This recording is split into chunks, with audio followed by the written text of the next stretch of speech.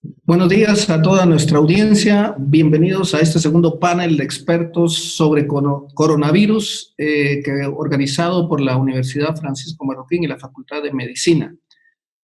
Tendremos el gusto de escuchar en esta oportunidad tres expertos con temas específicos sobre la pandemia COVID-19.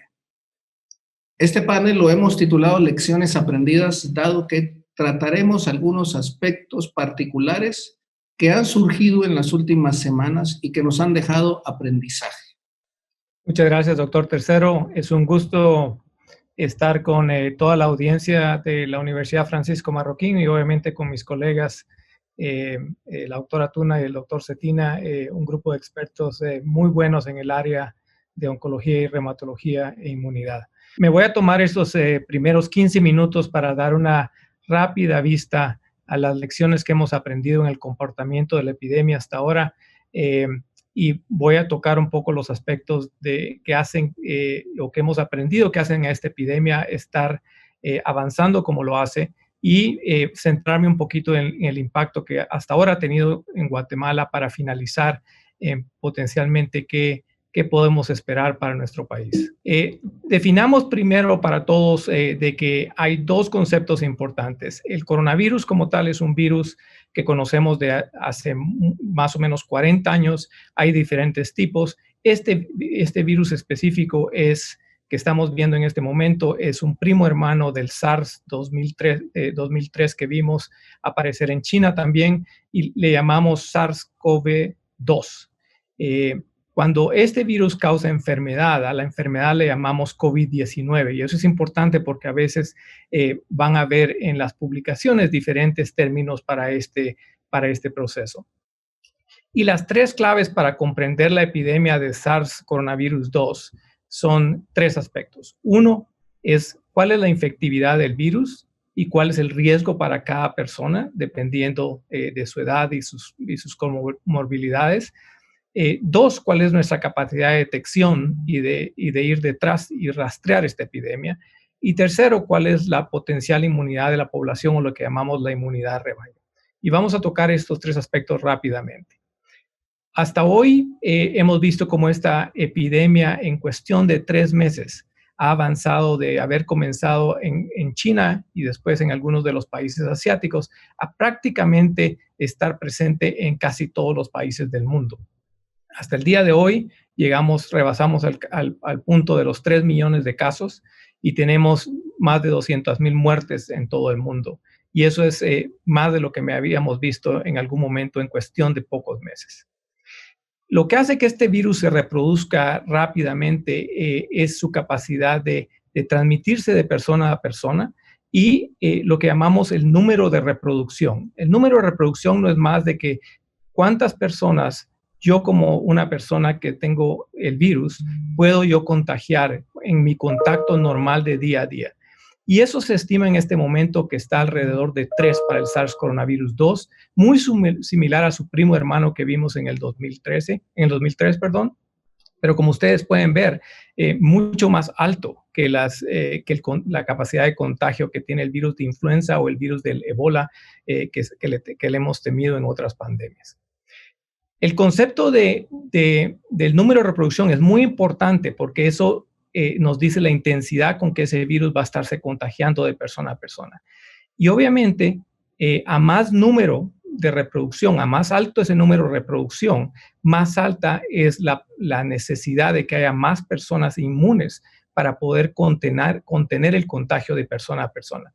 Este es un gráfico publicado por Science y lo que hace es básicamente en la parte de abajo nos dice el número de reproducción de diferentes virus, digamos, y en el lado vertical nos dice la fracción de la población que debiera estar inmunizada o básicamente protegida para poder disminuir la posibilidad de contagio. Y como podemos ver, este virus que tiene un número de reproducción que está entre 2.3 a 3, probablemente van a necesitar que se infecten por lo menos el 60% de las personas para que podamos ya ver la epidemia comenzando a disminuir.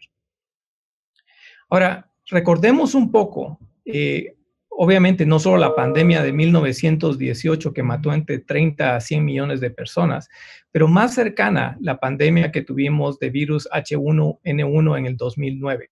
Y quiero hacerles recordar que esta pandemia del 2009 tuvo la gran ventaja que los adultos mayores, o sea, las personas mayores de 60 años, parece que habían sido infectadas por este virus cuando eran niños. Y cuando la pandemia vino, por eso es que no tuvo tanta mortalidad como otras. Pero esta es la curva que ocurrió en México. Y ustedes pueden ver cómo el virus aparece con algunas escaladas al inicio, al finales de marzo, principios de abril en México. Rápidamente ellos hacen una alerta epidemiológica, cierran sus escuelas, básicamente cierran las actividades esenciales y ellos prácticamente aplanan la curva de infección rápidamente. Pero ustedes pueden ver que después viene una relajación de esas actividades. Ellos reabren las escuelas primarias y eso trae una segunda pequeña ola. Cuando nos vamos a la proyección de lo que pasó en esa pandemia, uno puede ver que esa primera ola que se ve aquí en el área pequeña donde están las barras rosadas, se fue acompañando después de una segunda ola mucho más grande que ocurrió alrededor de septiembre del 2009 y eso se dio a la reapertura de escuelas y universidades. ¿Por qué es esto? Porque obviamente ahorita que hemos estado confinados, la mayoría de niños y jóvenes no han estado siendo infectados por este virus. Y en el momento en que ellos se concentren en las escuelas, vamos a ver ese repunte de infecciones. Ahora, lo que hace más difícil a este virus también es que es un virus que tiende a estar más tiempo en el ser humano. Por ejemplo, la influenza incuba alrededor de 2 o 3 días. ¿Qué significa eso? Si yo estoy en una oficina con alguien y esa persona me contagia el virus, más o menos por 2 días yo lo voy a incubar en mi sistema. Y después voy a tener síntomas como por 5 días. Y durante ese tiempo es cuando yo estoy infeccioso para otras personas. Pero lo que hemos comenzado a aprender del COVID-19 es que este virus tiende a básicamente incubarse por aproximadamente 5 a 7 días, puede ser hasta 2 semanas, y después uno puede estar enfermo por 7 a 14 días. Y aún después de estar enfermo, uno puede seguir excretando el virus, significa que uno puede seguir contagiando a personas. Así que el periodo en que yo me mantengo contagioso para otros es mucho más grande y eso hace que básicamente en mi contacto con otras personas sea más fácil que lo transmita. Lo otro que lo hace difícil es que es un virus más silencioso. En los datos iniciales de China muestran que 8 de cada 10 personas que se infectaron con este virus probablemente no tuvieron absolutamente ningún síntoma. En el caso del crucero Princess, que sabemos que tenemos los mejores datos de Japón, mostró que por lo menos el 40%, o sea, 4 de cada 10 personas no tenían absolutamente ningún síntoma, pero tuvieron el virus y lo transmitieron a otras personas. Así que lo que ocurre es que cuando uno tiene un caso confirmado, como los que hemos estado escuchando, reportados por el gobierno, obviamente ese caso confirmado puede transmitirle y crear 2 más sintomáticos, pero puede crear una serie de personas asintomáticas que después son transmisores del virus para otras personas. Y así es como la epidemia se va reproduciendo de 3 en 3 o de 4 en 4, dependiendo del número de contactos que tengamos cada uno de nosotros. Ahora, ¿qué ha pasado en Guatemala? Obviamente, al principio vimos la epidemia comenzar con pocos casos y hubo un cierre rápido de las actividades en Guatemala con una paralización de las actividades para tratar de contener al virus. Pero sabemos que en las últimas semanas hemos visto una reproducción más acelerada. Hace 2 semanas habían 10 casos diarios. Hace una semana eran 20 casos diarios y ahora estamos oscilando entre 35 a 45 casos diarios. Lo que esta curva nos dice a partir del caso número 100, que realmente es cuando ya nos dice que la epidemia se ha asentado, muestra cómo nuestra curva está superando ya a las curvas que en ese momento tenía Honduras y Costa Rica, e inclusive mucho más arriba que El Salvador, ¿no? Parte del problema que hemos tenido al inicio en Guatemala es el número de pruebas que estamos haciendo. Esta es data colectada de por lo menos 3 países. Nos muestra el número de pruebas que se está haciendo por 1,000 habitantes en los diferentes países. Costa Rica, obviamente, al muy inicio de su epidemia logró poner más pruebas en marcha y ha estado variando el número de pruebas que realiza. Guatemala no tiene un reporte muy específico del número de pruebas diarias hasta los últimos 3 o 4 días que hemos oído del gobierno. Estamos haciendo alrededor de 500 a 600 pruebas diarias y eso significa que estamos alrededor de 0.03 pruebas por cada 1,000 habitantes. El punto de referencia mínimo que vamos a necesitar para contener esta pandemia y para realmente reabrir actividades es que tengamos que llegar como un mínimo a una prueba por cada 1,000 habitantes por día. Y como pueden ver, ninguno de los países de Centroamérica estamos siquiera cerca de esa referencia, ¿no? Esta es datos de los Estados Unidos, muestran los primeros 2,500 casos que tuvimos acá. Y la única razón que traigo esta gráfica es porque lo que hace es mostrar el número de hospitalizaciones, de admisiones o ingresos a los cuidados intensivos y el número de muertes por grupo de edad poblacional. Y lo que vemos es que primero, todas las edades pueden hospitalizarse con la misma probabilidad. Mientras que, digamos, la probabilidad de estar en un intensivo, la probabilidad de muerte aumenta conforme la edad aumenta, especialmente por arriba de los 60 años, cuando vemos que la mortalidad puede llegar hasta 10 a 30% por la edad. Pero la razón importante de esta gráfica es porque cuando vemos el comportamiento por edad en Guatemala, uno puede ver que hay una preferencia muy grande de casos en los grupos entre los 20 a los 50 años de edad. Y eso se debe a que la mayoría del diagnóstico que hemos estado haciendo de casos tiene que ver con compatriotas que han sido básicamente retornados de otros países y que obviamente algunos de ellos han venido infectados, hemos escuchado esa tasa. Y eso hace que básicamente se infle este grupo de edad. Pero como podemos también ver, es que la mortalidad en los grupos por arriba de los 50 años comienza a ser muy similar a la de otros países, 5% en el grupo de los 50 a 60, 14% para personas que tienen entre 60 y 70 años y 35% para los que son mayores de 70 años, lo cual es exactamente lo que se ha venido viendo como grupos de riesgo. El total de muertes en países centroamericanos ha ido en aumento. Obviamente Honduras, que fue un país que fue afectado rápidamente y tuvo problemas para cerrar sus actividades, ha sido el que muestra la mayor cantidad de muertes en Centroamérica. Costa Rica, que ha tenido una gran cantidad de casos, vemos que su sistema de salud es muy, muy fuerte y han logrado realmente poner en marcha un plan para contener la mortalidad de este virus y han podido mantenerse solo alrededor de 6 muertes, mientras que Guatemala comienza ya con los reportes de ayer a superar las 15 muertes por esta epidemia. ¿Cuál es el modelo o qué esperamos que pase con esta epidemia en los próximos meses? Todo depende de lo que decidamos hacer.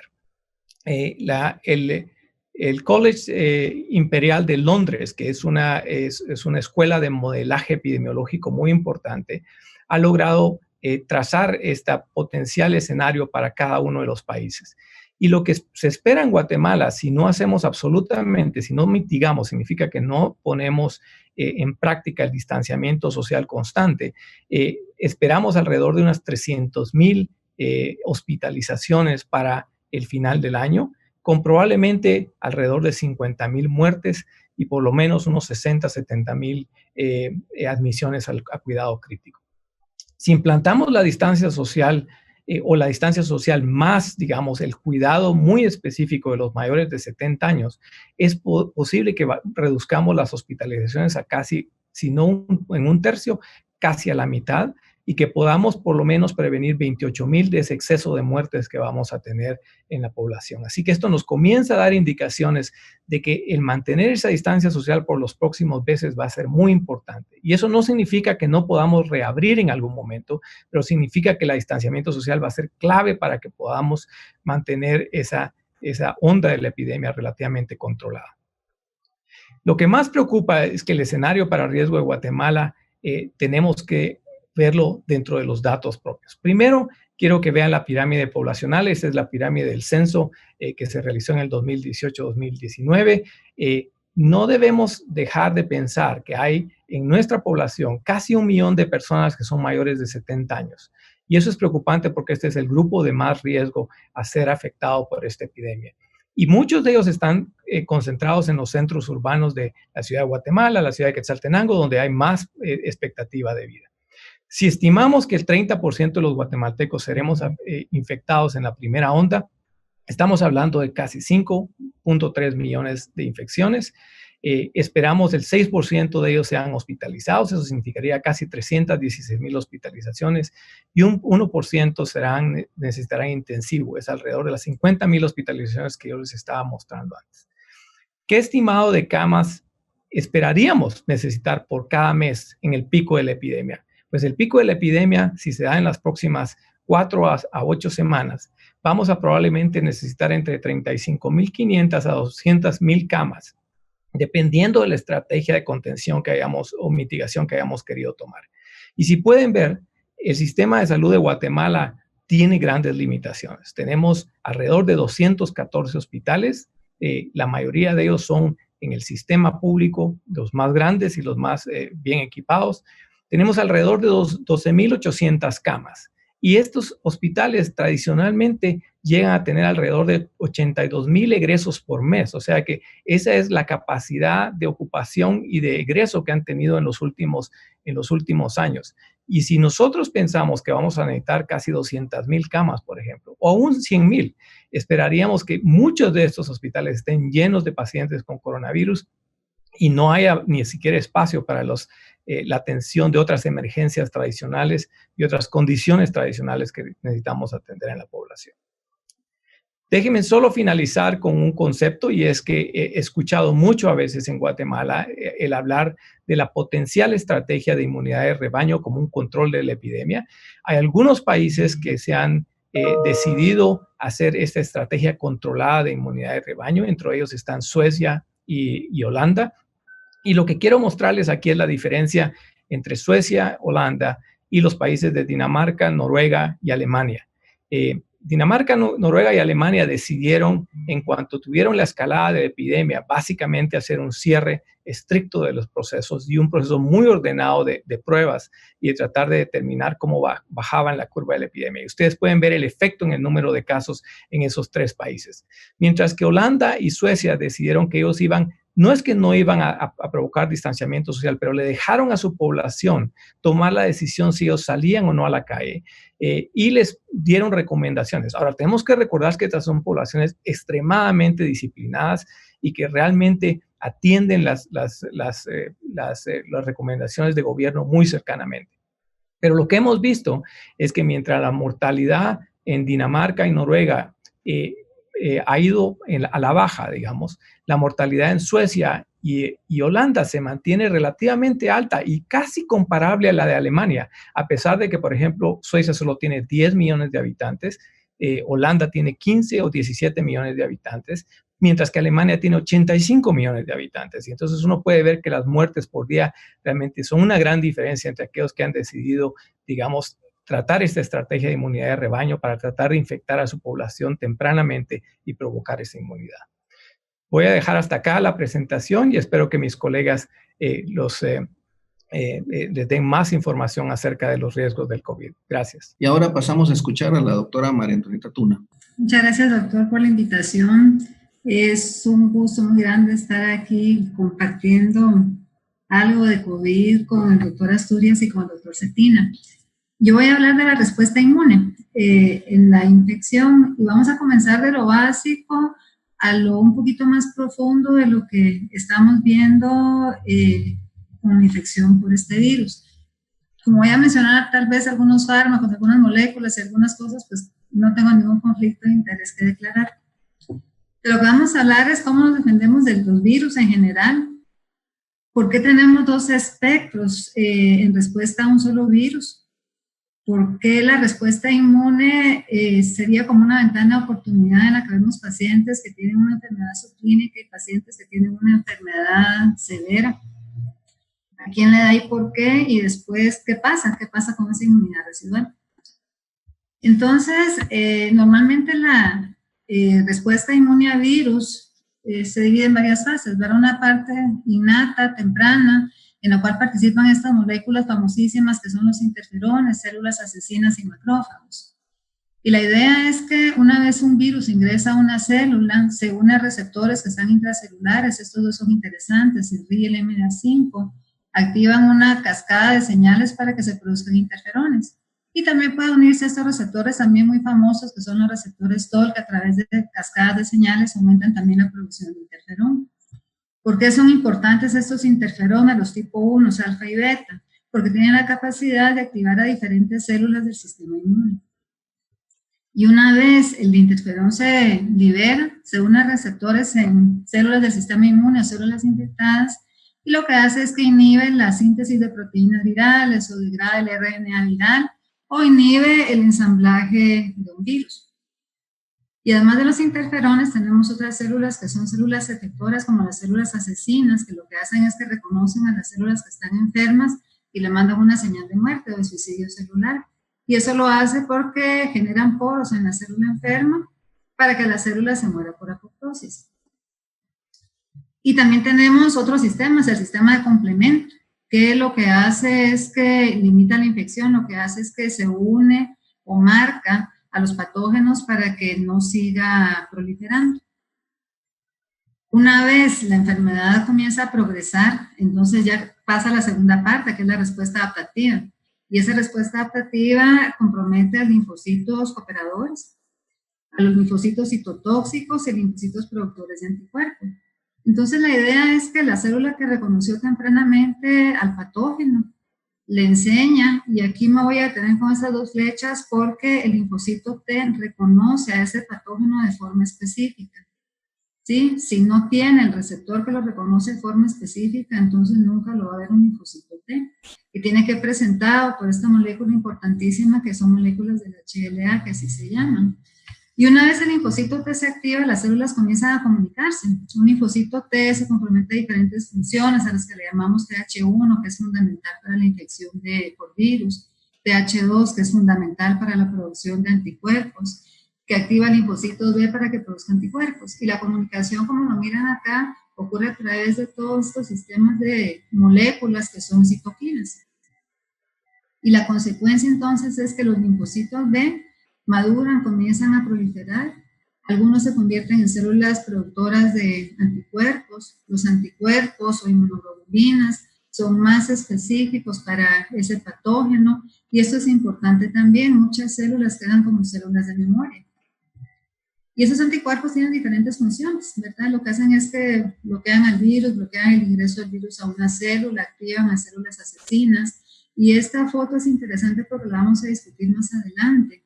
Las células tienen receptores para anticuerpos que facilitan la destrucción del patógeno, pero muchas veces estos receptores son una puerta para ingreso del virus o de un patógeno a una célula. Y la otra parte, la respuesta adaptativa, son estas células citotóxicas, que son células de memoria parecidas a las asesinas, pero estas tienen memoria, que destruyen a las células infectadas y de esa manera entonces se erradica la infección.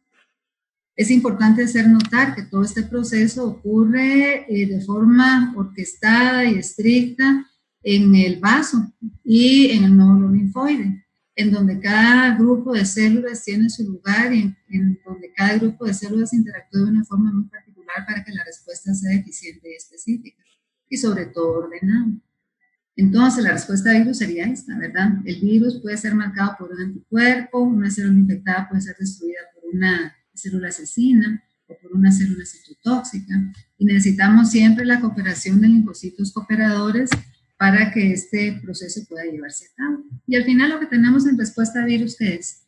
Tenemos entonces una etapa temprana que son interferones, una etapa un poquito más tardía que son células asesinas, y después de 7 a 14 días ya vamos a tener una respuesta específica en contra del virus, ya de memoria, con anticuerpos y células especiales, ¿verdad? Esta respuesta inmune ocurre también en el pulmón, y en el pulmón tenemos entonces toda esta familia de células de las que he hablado, que andan patrullando por la vía aérea, adentro de los vasos y en el intersticio. ¿Quiénes serían? El macrófago alveolar, que también produce sus interferones, las células asesinas que controlan la infección temprana, y también tardíamente pues las células citotóxicas, ¿sí? Entonces hay una parte importante de la respuesta inmune a virus que hay que considerar, que los virus pueden evadir a la respuesta inmune y que la respuesta inmune puede ser dañina.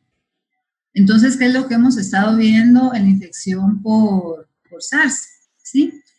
Que hay un periodo de incubación asintomática, ya lo discutió el doctor, que hay pacientes sintomáticos que no tienen enfermedad severa, y hay pacientes con enfermedad severa y altas cargas virales.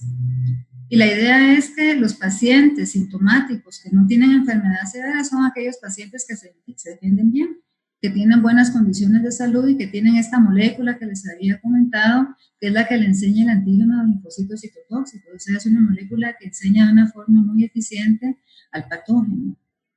Pero hay otro grupo de pacientes que tienen enfermedades severas, con una carga viral muy alta, y son los adultos con muchas comorbilidades, y en estos pacientes se lesiona el epitelio, se activan las células del sistema inmune y producen una inflamación severa. Y como estos pacientes no pueden defenderse, no pueden responder al virus, el virus se disemina y se mueve a otros tejidos que tienen receptores para ingreso del virus, entre estos el tubo digestivo y el riñón. Entonces la idea es que durante este proceso inflamatorio comienzan a aumentar la cantidad de citoquinas, las que mencioné hace un rato, con todas las manifestaciones asociadas a ese proceso inflamatorio: fiebre, fallo respiratorio, disfunción orgánica y shock. Y lo característico en estos pacientes es que comienza entre 1 a 2 semanas después de haber iniciado, disminuye la cantidad de linfocitos, aumenta la cantidad de marcadores de inflamación y literalmente destruye todo el sistema inmune. Entonces, ¿qué es lo que está pasando detrás de todos estos procesos, verdad? Podemos hablar entonces de lo que le pasa al sistema inmune con una enfermedad subclínica o una inflamación aguda y la tormenta de citoquinas. Y eso es lo que sabemos hasta ahora, ¿verdad? Sabemos entonces que un grupo de pacientes se defiende bien, que produce una respuesta adecuada de macrófagos, de citoquinas, de interferones, una vez se infectó el epitelio alveolar, y las citoquinas son suficientes para depurar al virus, ¿sí? Entonces, son los pacientes que tienen una enfermedad severa. El virus se defiende porque ya hablamos hace un rato que las partículas virales son reconocidas por receptores intracelulares, pero resulta entonces que el virus puede metilar algunos de esos segmentos de RNA para que no los miren estos receptores intracelulares y de esa manera se ocultan. Y la lesión de la célula libera restos de DNA que activa otros receptores que producen interferones o que producen más mediadores de inflamación. Entonces, mucho de lo que vemos en los pacientes que están agudamente enfermos es que esa respuesta temprana antiviral de protección no se lleva a cabo y de forma tardía entonces la replicación viral no se controla y eso es lo que lesiona el endotelio y lo que produce la inflamación. La presentación o la activación de linfocitos T en pacientes sanos y con una respuesta inmune adecuada ocurre de forma eficiente y son aquellos pacientes que tienen un buen pronóstico. Son los pacientes que van a producir la cantidad de citoquinas necesarias para que se comuniquen de forma eficiente los linfocitos T con los B para que entonces se produzcan los anticuerpos que necesitamos. Pero cuando esta respuesta innata temprana no es exitosa, entonces la respuesta adaptativa tampoco es exitosa. Nos quedamos estancados aquí en esta respuesta innata, que es la que media todas las manifestaciones aberrantes que vemos en los pacientes que están agudamente enfermos. Y lo que vemos entonces en estos pacientes es una respuesta inmune ilimitada, en donde incluso participa el sistema de complemento a través de esta vía de las lectinas, que genera todas estas moléculas que producen inflamación, que producen lesión, que atraen más células al pulmón. Y además, sabemos entonces que muchas de las proteínas accesorias del virus, que no son las famosas, sino que son pequeñas proteínas, inhiben la producción de interferón y contribuyen a que las células se suiciden y que se produzcan más mediadores de inflamación. De tal manera, entonces, vemos que en estos pacientes hay una replicación viral acelerada que produce inflamación sistémica no específica. Y esa inflamación sistémica aumenta la producción de citoquinas que producen lesión. Y la lesión produce más inflamación hasta llegar a un fallo multiorgánico, con compromiso respiratorio y muerte en muchos pacientes. Esto es lo que conocemos o de lo que todo el mundo habla, ¿verdad? La tormenta de citoquinas, en la cual hay cantidades de quimioquinas, que son esos pequeños péptidos quimioatrayentes que migran las células al pulmón, y una gama enorme de citoquinas que son las que promueven la inflamación. Entonces, esa liberación local y excesiva de citoquinas junto con el filtrado de células son los factores que determinan cómo se va a comportar cada paciente. Y estas citoquinas se han asociado a enfermedades severas y con ellas encontramos entonces aumento de los marcadores de inflamación, con otras manifestaciones hematológicas de las que va a hablar el doctor Cetina. Hay pérdida de la cantidad de linfocitos citotóxicos, que son los que nos defienden del virus, de células asesinas, de células de memoria, menos presentación de antígeno en una parte, otras células presentan lo que no deberían. Hay más mediadores de apoptosis. Se destruye el tejido linfoide, no únicamente, sino que también hay atrofia esplénica, con hemorragia, necrosis, proliferación de macrófagos y disminución del conteo de linfocitos. Y la destrucción del sistema inmune ocurre de forma indirecta por tormenta de citoquinas y recientemente ya se sabe que el virus puede infectar directamente a las células del sistema inmune. No solo linfocitos, sino que también macrófagos que estresan el receptor para ingreso y funcionaría como también un caballo de Troya, ¿verdad? Entonces, lo que vemos en el pulmón es esto, ¿sí? Una lesión alveolar, de todo el alveolo difuso con grado inflamatorio, con esta cantidad de citoquinas que perturban la inflamación, que aumentan la permeabilidad del vaso y que producen el derrame capilar. Además hay manifestaciones vasculares de las cuales va a hablar el doctor Cetina en un momento. Y en resumen, entonces, cuando la enfermedad no es complicada, la respuesta primaria es rápida, coordinada, se acabó el virus, ¿verdad? Cuando la enfermedad es complicada, entonces vamos a tener una menor cantidad de citoquinas antivirales y una mayor cantidad de citoquinas proinflamatorias. Entonces sería un razonamiento que se hizo hace unas semanas, ¿verdad? El uso de interferón en etapas tempranas para aumentar la actividad antiviral y evitar entonces la respuesta de citoquinas tardía. Pero en general eso tampoco ha funcionado, sino que sencillamente disminuyó la carga viral, pero el pronóstico de los pacientes no mejoró. La otra pregunta es entonces, ¿a quién y por qué le da coronavirus a alguien, verdad? Entonces, ¿o por qué es el pronóstico? Mal pronóstico, ya sabemos que es hombre, adulto mayor, con comorbilidades, están asociadas a ingesta de alcohol y el tabaco. Y lo que sabemos es entonces que el alcohol inflama más, produce toda esta gama de citoquinas en el paciente que lo utiliza de forma crónica.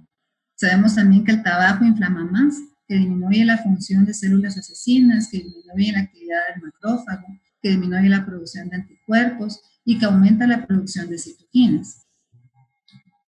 Sabemos que los hombres inflaman más que la mujer, tienen más interleucina 1 beta y más interleucina 6. Sabemos que el tejido adiposo inflama más, produce más interleucina 6, más interleucina 1 y más TNF. Y en el adulto mayor, bueno, en el adulto mayor es aparte, ellos no inflaman. En el adulto mayor lo que sucede es que el timo involuciona la primera vez alrededor de la pubertad y nos deja con 10% de la función, y alrededor de los 40 a 50 años que nos deja con 1% de la función. Y lo mismo sucede con la producción de linfocitos D. De tal manera entonces que no solo no tenemos suficientes células nuevas, sino que tenemos un tejido linfoide envejecido que no es capaz de sostener por mucho tiempo las poblaciones de linfocitos, que es incapaz de coordinar esa respuesta innata, temprana y la secundaria, que no puede regular el movimiento del desplazamiento celular y como consecuencia no responde a nuevas infecciones. Durante el embarazo es interesante también que hay un reloj inmunológico, porque en los dos extremos del embarazo hay estados proinflamatorios para la implantación y la formación de la placenta y el otro para la preparación para el parto. Y a la mitad del embarazo entonces tiene que ser un estado antiinflamatorio que permita el crecimiento perfecto. Y lo que vemos entonces es más inflamación, las aumentas de citoquinas en las etapas tempranas y tardías del embarazo. Y ese estado inflamatorio se ha asociado entonces a trastornos en el desarrollo del niño. Y probablemente en algún futuro esperemos qué va a pasar, ¿verdad? El aumento de citoquinas que se ha descrito en madres con otros procesos infecciosos como malaria han producido, se han asociado a desórdenes como déficit de atención, hiperactividad o el espectro autista. Ahora, ¿qué pasa con los inmunosuprimidos? El paciente inmunosuprimido por cáncer o por glucocorticoides se inflama menos, se defiende menos, pero la otra población son los pacientes que utilizan, por ejemplo, medicamentos biológicos para enfermedades reumáticas, para alergias o en dermatología. Que al momento lo que sabemos es que no hay incremento de casos fatales, pero también sabemos que hasta ahora no hay protección de la infección por estos medicamentos. Y la recomendación para los pacientes reumáticos que toman monoclonales o modificadores de enfermedad es que tienen que continuar su tratamiento si no están infectados. Si lo dejan de tomar, esperamos recaídas de lupus a las 2 semanas de omisión. Se sigue el distanciamiento social y evitar las consultas al médico face to face en la medida que sea posible. No sabemos si hay susceptibilidad genética, se ha descrito en un pequeño estudio algunos polimorfismos de interleucina 6, probablemente en algún futuro sabemos cómo se comporta en el MHC, y si hay inflamación y autoinmunidad en individuos predispuestos genéticamente, podríamos encontrar en algún futuro esperar que el SARS se comporte parecido. Bueno, ya pasó entonces la inflamación, ya pasó la respuesta inmune. ¿Qué pasó después? ¿Qué pasa con la inmunidad? ¿Qué formas de inmunidad le quedan al paciente? ¿Oral o celular? ¿Va a infectarse otra vez? ¿Cuánto tiempo dura la inmunidad? ¿Cómo nos vamos a inmunizar? Hay muy poco de esto. Hay estudios pequeños de macacos que infectaron con SARS-CoV, ¿verdad? Y estos sí tuvieron anticuerpos específicos neutralizantes y al momento de reinfectarlos no había replicación viral y no hubo recurrencia de infecciones. Son estudios en animales poquitos. Algunas dudas que surgen con los anticuerpos, ¿verdad? Esa respuesta humoral. En algunos casos han reportado también este fenómeno que se llama amplificación de la infección dependiente de anticuerpos, en los cuales los receptores están en los macrófagos a reconocer al antígeno con internalizarlo y que el virus prolifere, ¿verdad? Que hay algunos casos reportados en pacientes en China. No se sabe exactamente cuánta gente hace seroconversión, aparentemente los niveles de seroconversión son muy bajas, no se sabe cuánto tiempo dura la inmunidad, no se sabe si la reacción que estamos midiendo es cruzada a otros coronavirus, no se sabe qué tan específicos son estos anticuerpos. Hasta el 24 de abril de 2020 no había evidencia suficiente acerca de la efectividad de la inmunidad por anticuerpos. Se sabe también que los pacientes recuperados tienen muchos títulos bajos de anticuerpos y que probablemente necesiten también una inmunidad celular para defenderse del virus. Y lo otro importante también es que todavía no sabemos cuál es la sensibilidad y la especificidad de los anticuerpos, ¿verdad? Y lo que ya mencioné, si son anticuerpos específicos para SARS-CoV-2 o si serían reacciones cruzadas en contra de otros coronavirus. Gracias, doctora Tona, muy interesante todo lo que nos ha explicado y podemos inferir pues que hay dos grandes grupos, o más bien dos grupos de reacciones inmunes. Lo más común que es que el cuerpo logra dominar y contener la infección del virus y un pequeño grupo de personas pues que tienen problemas en controlar el virus y que está bien definido en este caso, que podría, como vemos en la estadística que presentó el doctor Asturias, pues usualmente esto ocurre en las personas mayores de 70 años. Entonces, y aquí vienen los siguientes problemas, los hematológicos. Vamos a ver, doctor Cetina, por favor, ¿nos puede conectarse? Bueno, presento mi agradecimiento a la Universidad Francisco Marroquín y sobre todo al doctor Estuardo III por permitirme presentar este simposio online y compartir esto con los distinguidos galenos, doctores, la doctora Tuna y la doctora Asturias, estas excelentes presentaciones.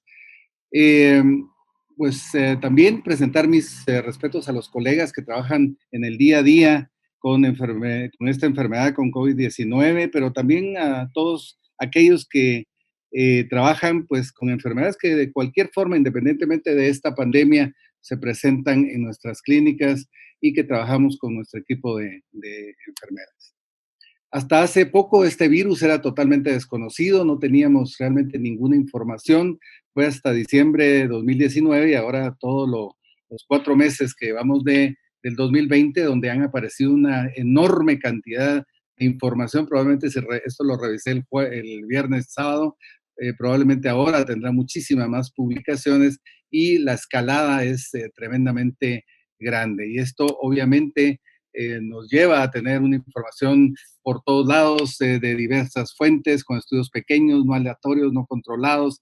A veces vamos trabajando sobre la práctica. Nosotros acá no tenemos un gran número de pacientes ni una gran experiencia. Tenemos que adoptar la información que nos viene de otras partes. Pero esto nos ha complicado más todavía. Las redes sociales a través de información, de noticias, de WhatsApp, de mensajes, inclusive en tono de burla, información que pues hay que tener mucho cuidado, cómo la difundimos, cómo la captamos, educar a nuestra población y a nosotros mismos para tener mucho cuidado con esto. Vamos a hablar de estos temas en particular, ataque de LEM y protoporfirinas, que vamos a tocar rápidamente y no puedo dejar de hacerlo en virtud de la gran cantidad de controversia que esto llevó, las alteraciones hematológicas, pero sobre todo importante, y esto que está realmente ahora con mucha información y debate, la hemostasis y trombosis en pacientes con COVID-19 y el tratamiento con anticoagulantes y un pequeño dato acerca de la plasmaféresis.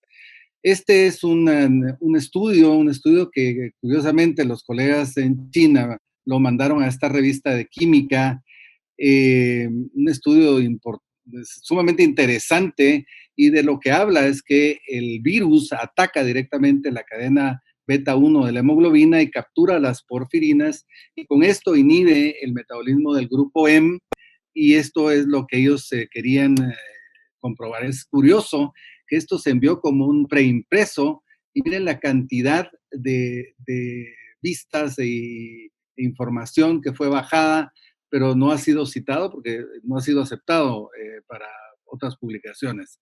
El artículo solo fue para datos de discusión académica, y esto fue hecho en un modelo computarizado a través de una tecnología que se conoce como Molecular Docking Technology, que es una simulación computarizada de una molécula, se une a un ligando, forma un complejo, y este complejo, pues ellos pudieron ver que se unía básicamente al grupo M. El grupo M se destruía, la globina salía por un lado, una hemoglobinopatía, el hierro era expuesto, al igual que el M.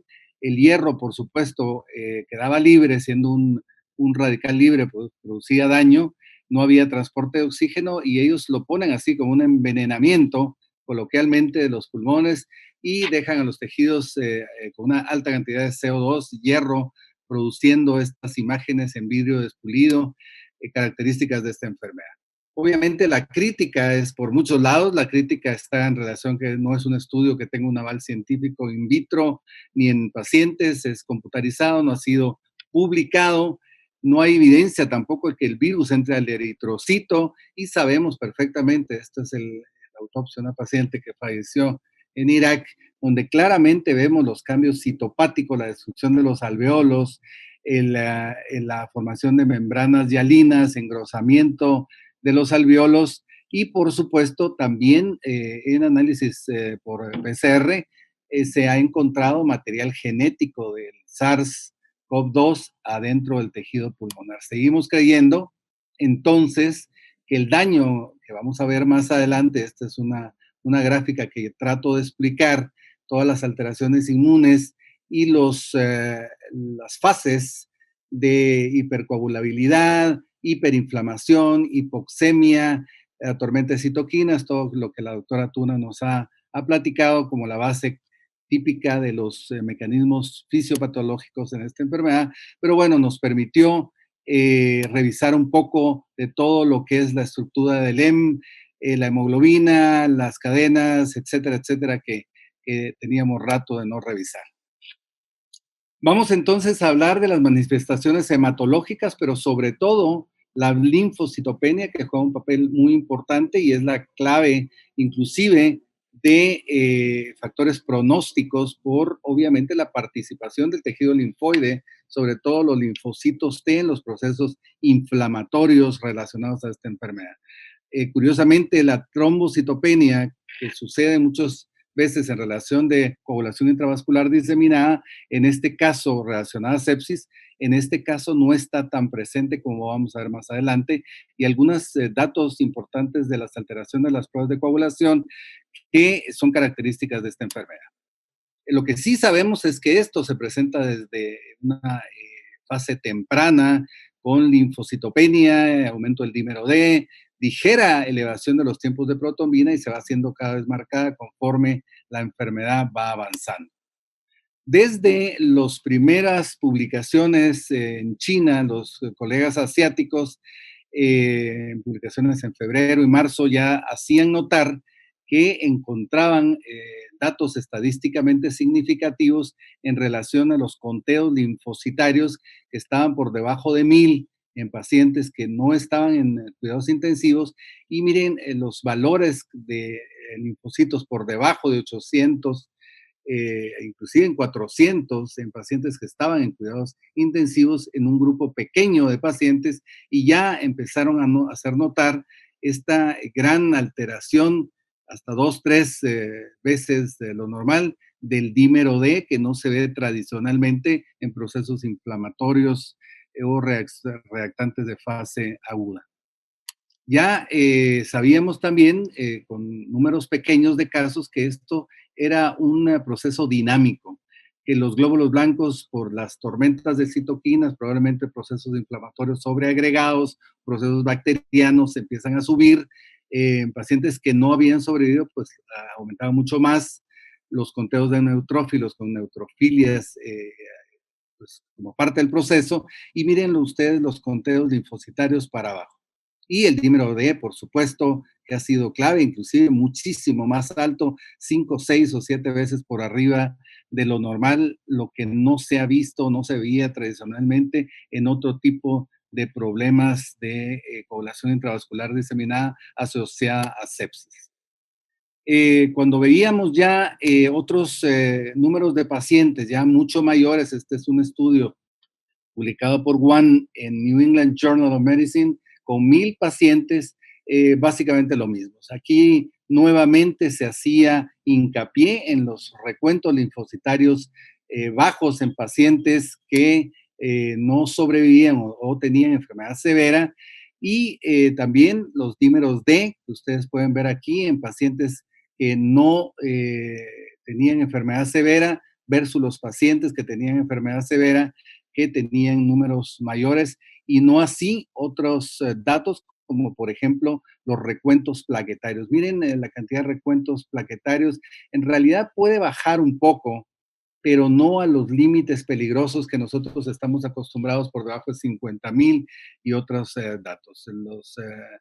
Las enzimas relacionadas a procesos protrombóticos o inflamatorios, pues también se elevaban, pero no de la forma en que se elevan los datos que recién mencionamos. También estos mismos colegas nos decían claramente que debíamos fijarnos en los datos que eran estadísticamente significativos a los cambios prominentes en la coagulación sanguínea en pacientes con SARS-CoV-2, y eran básicamente 3. El dímero D, que se eleva enormemente y es estadísticamente significativa, los productos de degradación de la fibrina por este consumo de los factores de coagulación, y el fibrinógeno, que se elevaba. No así los tiempos de trombina, tiempo parcial de tromboplastina, tiempo de protrombina, tiempo de trombina, etcétera. Estos variaban, pero no grandemente, y probablemente si variaban eran ya en las etapas tardías de la enfermedad. Nuevamente, esto anteriormente lo que vimos era en relación a grupos controles. Esto es importante porque, bueno, esto aquí ya se sabía que era básicamente de pacientes con la enfermedad, y aquí ya se estableció en el grado de severidad de la enfermedad, donde obviamente mientras más severa la enfermedad, el dímero D sube sustancialmente, al igual que el fibrinógeno, y no así alteraciones en las pruebas plaquetarias y los demás pruebas de coagulación que yo les había mencionado. O sea, esto difiere de algunos datos que nosotros vemos tradicionalmente, los que trabajamos con pacientes en cuidados intensivos, los intensivistas, infectólogos, etcétera, que están, y los hematólogos, que estamos siempre viendo este tipo de pacientes. Este es un dato no corroborado, que es una sola presentación de nuestros colegas en Francia, en Estrasburgo, que mencionan datos sumamente interesantes. Por ejemplo, en este estudio, en un grupo relativamente pequeño de pacientes, los datos que nos llaman aquí poderosamente la atención es que ellos midieron el factor 8, el factor von Willebrand y el factor von Willebrand en su factor antigénico, y también el lupus anticoagulante, que miren, está presente en un número enorme de pacientes.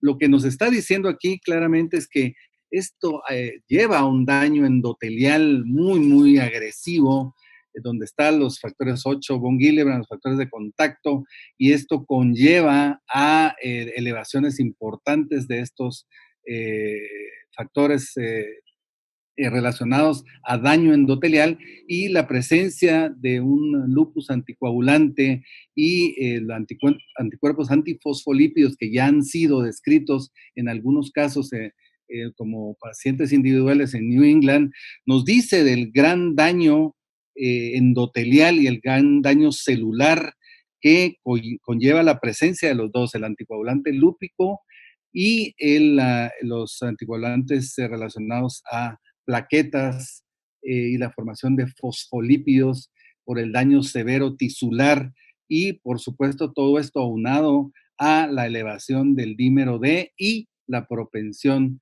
a los fenómenos trombóticos. Aunque las plaquetas se pueden bajar aquí, bajan un nivel a 30,000 del valor normal, o sea, si tenía 180,000, bajan a 150,000, pero nunca a niveles importantes como los que vemos en otras patologías. Lo que sí sabemos es que los factores relacionados a pronóstico en mortalidad son básicamente, se pueden puntualizar. La edad, que es un factor sumamente importante, el assessment del daño orgánico secuencial con este daño en SOFA, escala de SOFA que mide presión de oxígeno, plaquetas, bilirrubinas o daño hepático, presión arterial, escala de Glasgow y creatinina, sumado a la elevación de los dímeros D en 1, 2 o 3 veces lo normal, pues esto nos da índices de pronóstico de la enfermedad que ya lo hemos leído en otras series, por supuesto, en forma dinámica. Mientras más severa la enfermedad, más alteraciones en las pruebas de coagulación. ¿Cuáles son los mecanismos de la linfopenia y trombocitopenia? Ya la doctora nos mencionaba que el virus puede infectar directamente a las células hematopoyéticas, también puede inducirse inmunocomplejos y hacer que las células del sistema hematopoyético entren en apoptosis, inhiban su crecimiento y nos den, por ende, baja en los niveles de linfocitos y trombocitos, o también explicarlo por un daño en un ventilador, se agregan las plaquetas, se consumen, disminuyen las plaquetas circulantes y con la formación de micotrombosis y agregación plaquetaria en el lecho vascular, pues reduce los conteos, aunque, insisto, no en niveles que son importantes. Bueno, esto es sumamente importante por todos los datos que empezaron a aparecer, que en las primeras publicaciones no les daban la importancia que tenían, porque ha sido tratada como una enfermedad pulmonar primaria desde el inicio. Sin embargo, los análisis de todas las variables actuales de laboratorio, las imágenes, nos queda claro, y después del laboratorio también nos queda claro que esto no puede ser simplemente explicado por hipoxemia o alteraciones de la ventilación.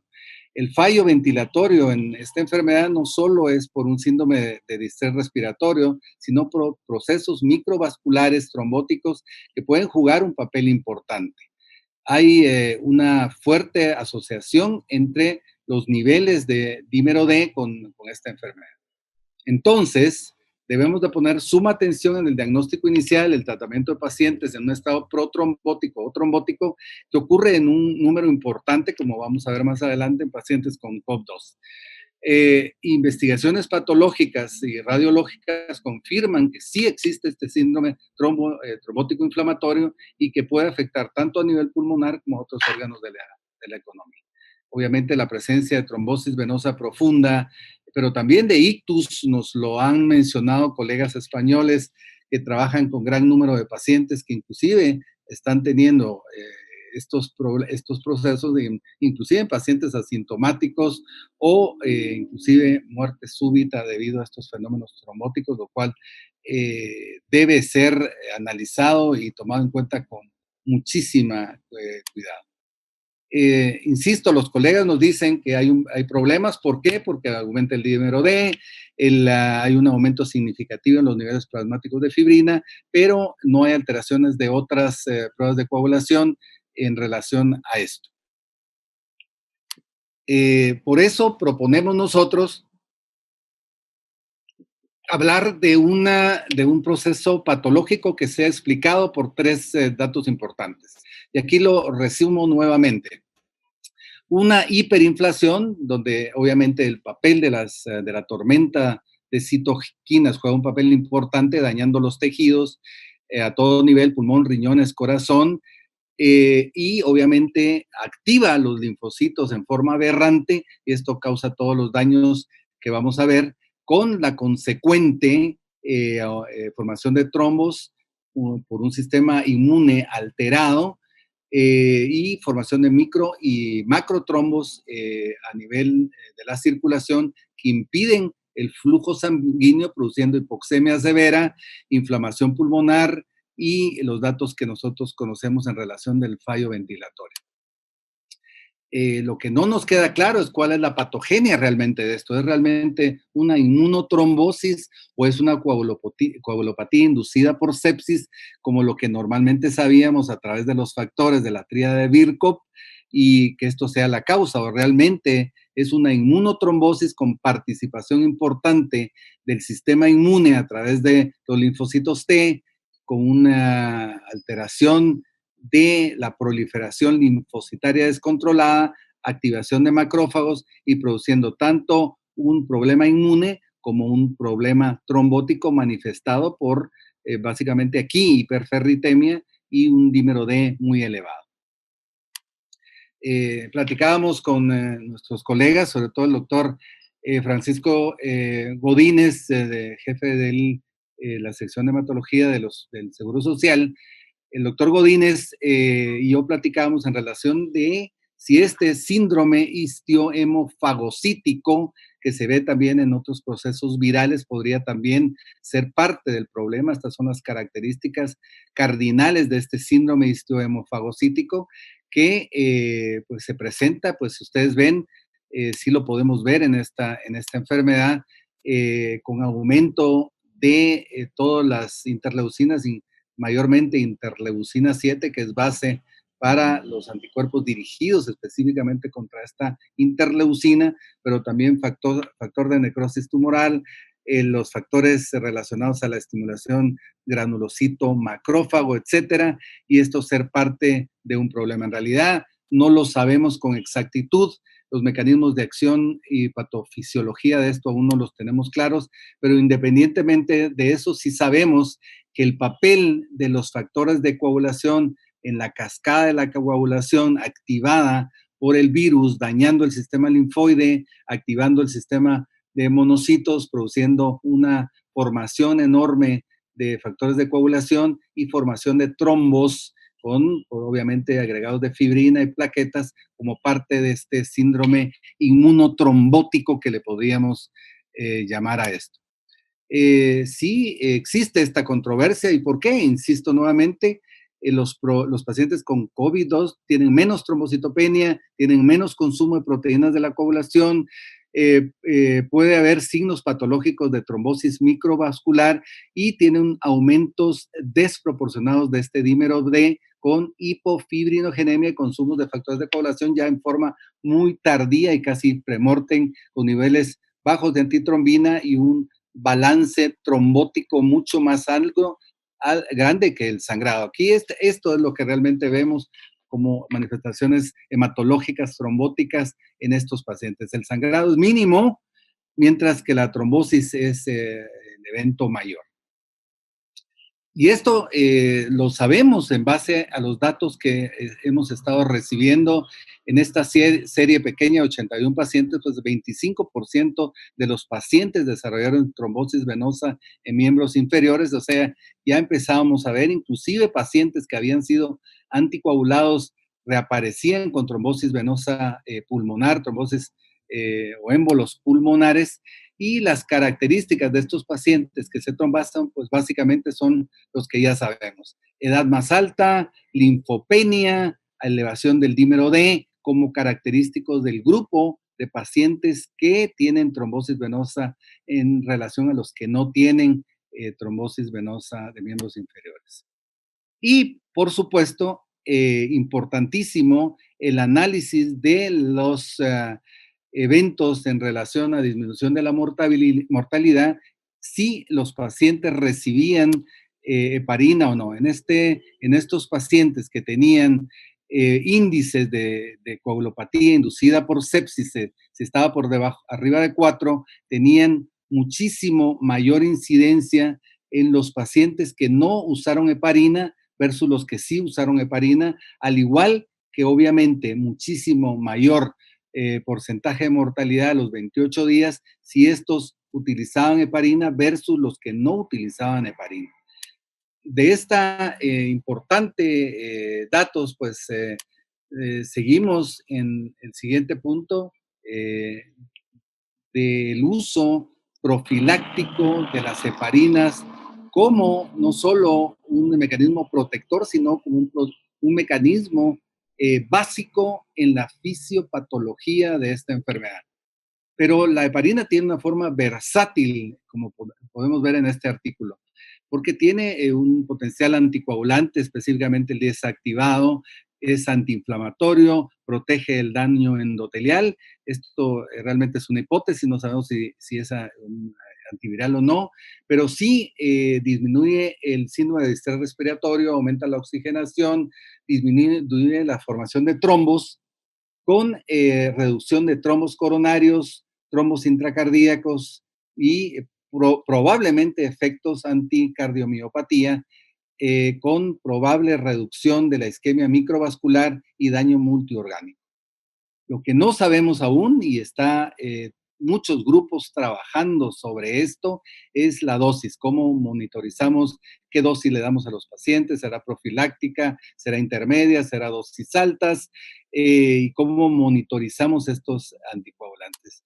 Hay grupos trabajando sobre esto, esta es una forma de verlo en un protocolo, en un grupo español del doctor Lau, y Ferrandis, quien nos habla de seguir este tipo de algoritmos. Si existe o no contraindicación para tromboprofilaxis, para mi manera de entender, sería realmente muy pocos pacientes que tuvieran una contraindicación importante, porque siempre el número de plaquetas va a estar por arriba de 50,000 y esto podría ser la única contraindicación para el uso de heparinas, o eventualmente el paciente se presente con fenómenos hemorrágicos, que ya hablamos que es realmente los mínimos. Si el paciente no tiene una contraindicación, pues debería utilizar factores de heparinas de bajo peso molecular.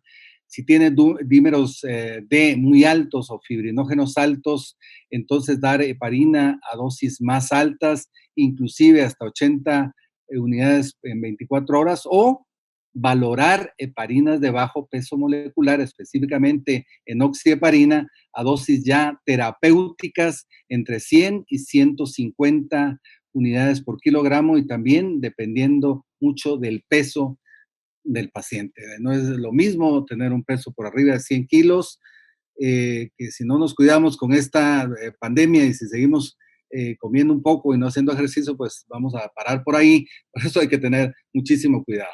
En relación a compresión neumática y otros procedimientos, pues no tenemos realmente claro si está justificado o debería de hacerse. Y también los autores nos dicen en relación a antiagregantes plaquetarios, si el paciente está usando aspirina, pues con mucho cuidado, seguirla utilizando. Si están utilizando otros antiagregantes plaquetarios, pasarlos a heparina, y los anticoagulantes orales como inhibidores de vitamina K, pasarlos a heparinas de bajo peso molecular, y tener cuidado, mucho cuidado, cuando estaba utilizando una terapia específicamente para SARS-CoV-2, las interacciones medicamentosas que existen en relación a los anticoagulantes y los medicamentos que estamos dando. Son tablas que se pueden ver, queda aquí grabado y ustedes las pueden consultar posteriormente. Este es un resumen de un grupo en el Hospital La Paz que me parece sumamente interesante. Aquí nos habla de que a todo paciente deberíamos darle en forma precoz, como nos hablan importantemente el peso en relación a la dosis, pero utilizarlo en todo paciente cuando sea ya visto en servicio de urgencias y se haya comprobado la enfermedad, obviamente tener cuidado con los datos renales y ajustar dosis en base a eso, pero ya desde este momento nos está hablando de una tromboprofilaxis muy precoz. Si existe alto riesgo de trombosis que sea evaluado en el ingreso y el paciente presenta infección severa, medida por PCR, medida por dímero D, ferritina, linfocitopenia, dímeros D muy altos, puedes utilizar ya dosis intermedias ajustadas a daño renal hasta 1 miligramo por kilogramo de peso.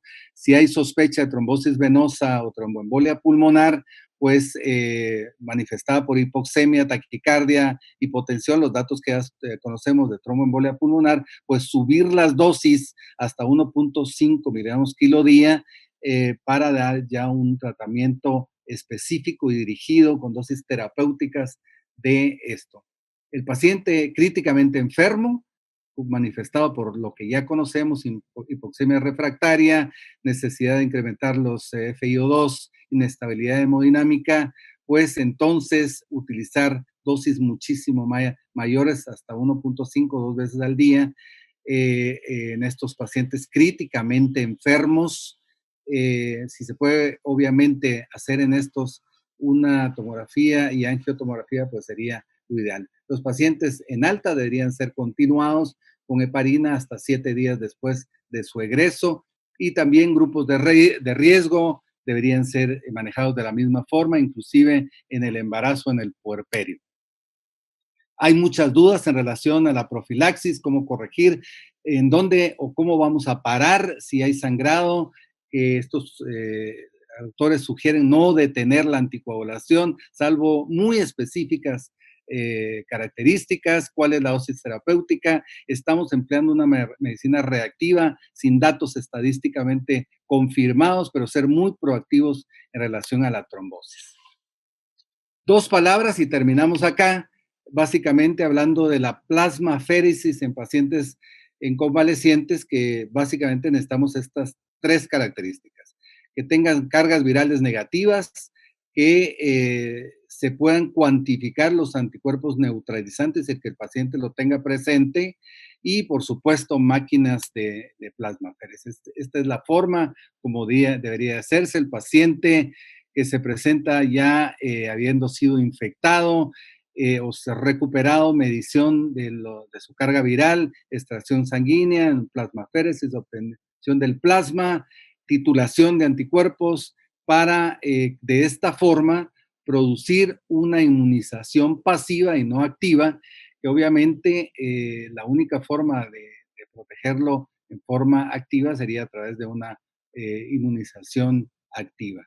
Esto es algo importante, se ha estado trabajando en muchos lugares en Estados Unidos, ya que no existen protocolos 100% establecidos para esta enfermedad en relación a antivirales, hidroxicloroquina, anticuerpos monoclonales, etcétera. Esta podría ser una alternativa para algunos pacientes, aunque no está probada totalmente. Esto me permitió la doctora Torselli compartirlos con ustedes. Es un protocolo que se está tratando de hacer y ser aprobado en el Hospital Roosevelt. Esto ya lo tienen en un cronograma que pronto podrá ser evaluado en nuestros hospitales, aunque todavía está en fase de aprobación, teniendo pues todas estas características: pacientes que hubieran tenido la enfermedad, pacientes con titulaciones de anticuerpos y pues un estudio muy bien hecho por nuestros colegas del Hospital Roosevelt.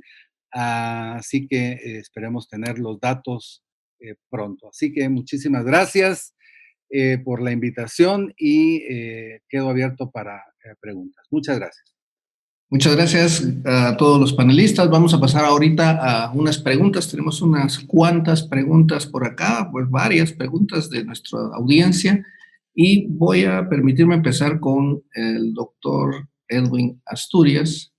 Te voy a hacer esta pregunta, Edwin. ¿Qué ventajas tendría realizar más número de pruebas en los modelos epidemiológicos y en las acciones que se deben de tomar para contener esta epidemia? En cuanto también que hacer más pruebas, ¿qué efecto tendría sobre las decisiones a tomar con la inmunidad de rebaño? ¿Qué nos puedes decir de esto? Bueno, dos cosas importantes. El número de pruebas tiene que aumentar porque es la única manera que podemos asegurarnos que vamos a dar el mejor diagnóstico y tratamiento a los pacientes. Tenemos que recordar que ahorita la epidemia está comenzando a acelerarse y cuando los hospitales comiencen a llegar personas que tienen enfermedad compatible con COVID-19, tenemos que tener esa capacidad de que cada persona que llegue pueda ser diagnosticada. Los médicos y el personal de salud necesitan ese diagnóstico para poder dar, digamos, un tratamiento adecuado. Pero también nos interesa mucho ver, rastrear cómo va aumentando la enfermedad. En este momento las pruebas serológicas no están a un nivel confiable como para poder, digamos, dar un certificado que la persona va a estar inmune al coronavirus, ¿no? Entonces, por ahora, el comprobar que alguien tiene la infección es una buena manera de saber si uno ya tuvo ese contagio y obviamente nos indica parcialmente que por lo menos es una persona menos que va a poder ser infectada dentro del sistema de salud. Una pregunta más para ti. Dice,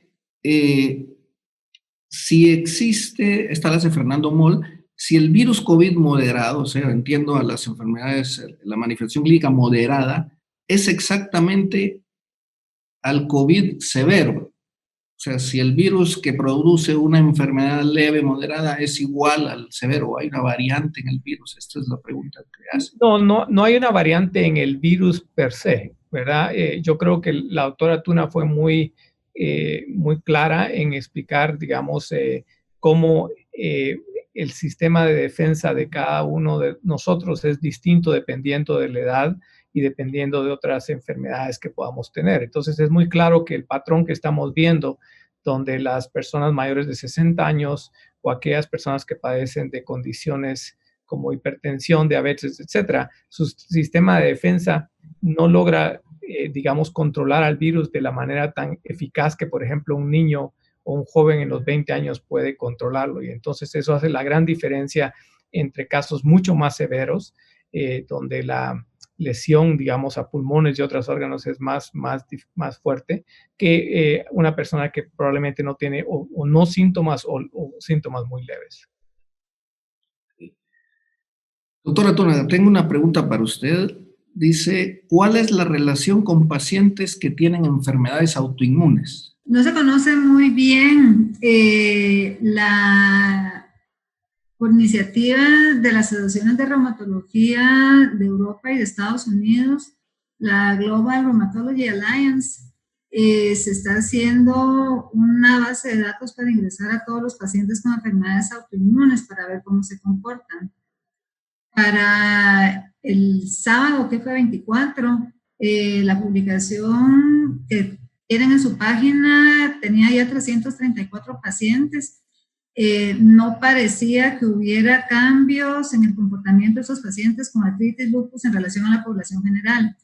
Ahora, no hay datos, así como no tenemos nada de cuál es la prevalencia o la incidencia de la enfermedad en enfermedades autoinmunes, porque los datos que han estado ingresando a REDCap han sido de pacientes que están hospitalizados, probablemente los que están más graves. Los reumatólogos en esos países están trabajando igual que cualquier médico, no están dedicados a la consulta, algunos han sido por llamadas, entonces en realidad no se sabe. Pero hasta el momento no hay diferencia en el comportamiento con la población general, ¿verdad? Respecto a la coagulopatía, pregunta Andrés Arango, ¿cree que es por causa directa del virus o por la falla multiorgánica? Como habíamos hablado, esto es un daño multifactorial, ¿no?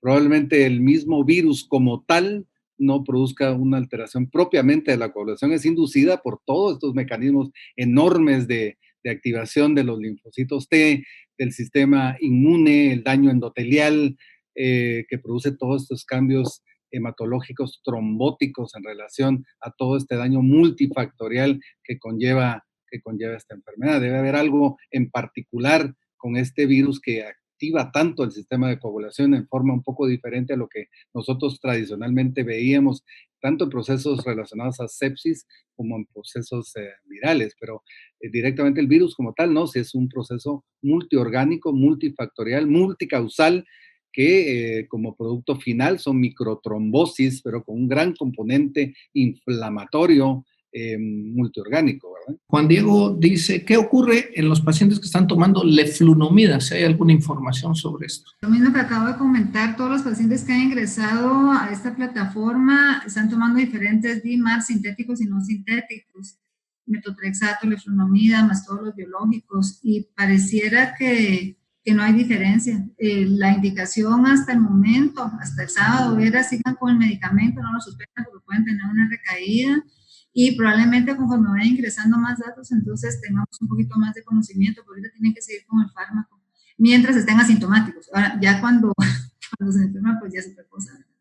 Y la última para el doctor Cetina, dice, ¿se recomienda el uso de heparinas de bajo peso molecular de manera profiláctica en algún tipo de pacientes en particular? Creo que algo de esto mencionaste, pero podrías aclararlo. Claro, en realidad, todo paciente sintomático con esta enfermedad debería ser evaluado con mucho cuidado para conocer los factores de riesgo que el determinado paciente tiene para dar una terapia con heparina de bajo peso molecular, a dosis profilácticas, ¿no? Pero ser tremendamente proactivos y saber que esta enfermedad tiene, inclusive en pacientes no sintomáticos, fenómenos trombóticos, lo cual hay que tener muchísimo cuidado, advertirle al paciente, medir las pruebas de dímero D, medir los factores de coagulación, determinar factores o escalas de riesgo y en base a eso tomar decisiones para dar profilácticamente heparinas de bajo peso molecular. No me queda nada más que agradecerles a todos los panelistas su participación. Creo que hemos aprendido mucho, nos han explicado fenomenalmente todos los aspectos en los cuales ustedes son expertos.